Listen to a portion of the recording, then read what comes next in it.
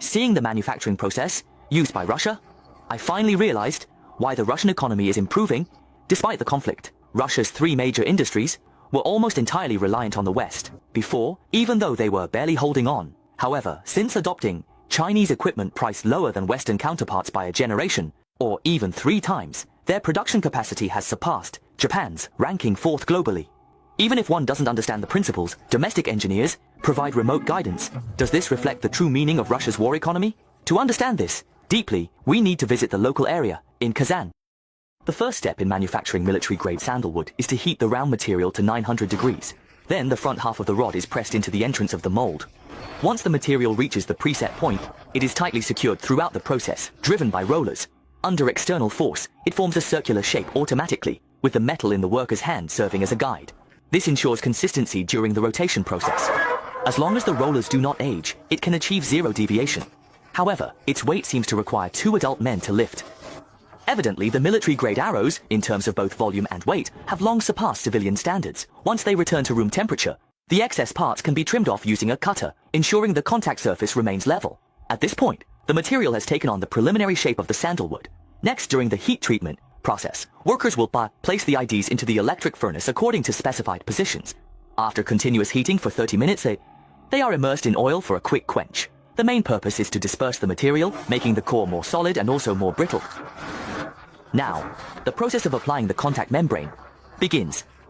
Compared to the previous steps, this process is quite lengthy, as the grinding wheel, driven by the motor, performs 2 rounds of grinding with different precision on the sandalwood to ensure greater durability during future use. Otherwise, even a small defect could cause the sandalwood to crack. Now, once the surface is completed, the initial oxidized layer is replaced by a bright and metallic sheen. When it falls to the ground, you can even hear a crisp sound. But is this item good or not? You don't need to look. Instead, you need to use a testing instrument to conduct a strength test on it. Only when each piece of sandalwood passes inspection will it move forward for spraying. To put it in professional terms, the layer sprayed by the workers is not thin. It is a type of high-viscosity oil that serves the purpose of anti-corrosion, anti-rust and anti-fouling. But how long can this last? No one can say for sure, as even a single shot of a blank can make it less durable compared to the previous sandalwood.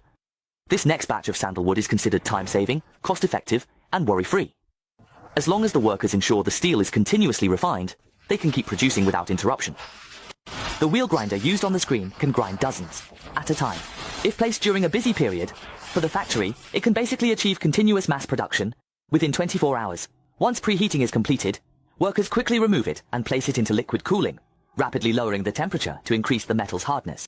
This is often a common manufacturing technique used by every factory. Although they are all springs, there are still significant differences among them. Take the painting process in front of us, for example. This technique often appears in many automotive sheet metal processes, with strokes to the left and right, making it look quite unique. We all know the fact that the Russia-Ukraine war has led to Russia being continuously sanctioned by the West. As a result, from small items like cola to large machinery, they can hardly purchase Western-made products. Therefore, their admiration for the West has, out of necessity, shifted towards major Eastern countries, such as the spring machine seen in the footage. This is the production machinery purchased by Russian private enterprises from major countries. They even spend a high price to hire engineers domestically to be stationed in Russia long-term, in order to repair various components within the factory, and assist with equipment regulation, guidance and other specialized issues.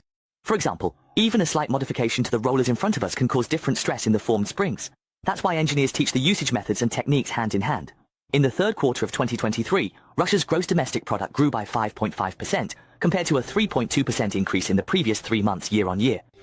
It is even 1.1% higher than the third quarter of 2021, before the war. Even the Russian federal government did not expect this, as their initial target was only 2%. All of this is thanks to the mysterious power and buffs of a great nation. Compared to Europe, Western domestic equipment can better reflect the value for money. Take a look at this outdated piece of equipment in the factory. It's a product of the former Soviet Union.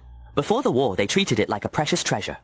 Moreover, most of the workshop consists of second-hand equipment discarded by the West. Due to the outbreak of the war, the federal government had a huge demand for materials, but the factories were correspondingly lacking. Later, after continuous visits from their ministers of commerce, defense and various other ministers, they began to push enterprises to choose a second channel. They then discovered that various machines were not only cheaper than those from Europe and the West, but also more effective. With local support, they ramped up production, which not only boosted domestic demand, but also significantly contributed to Russia's war economy. So, when do you think the Russia-Ukraine war will finally come to an end?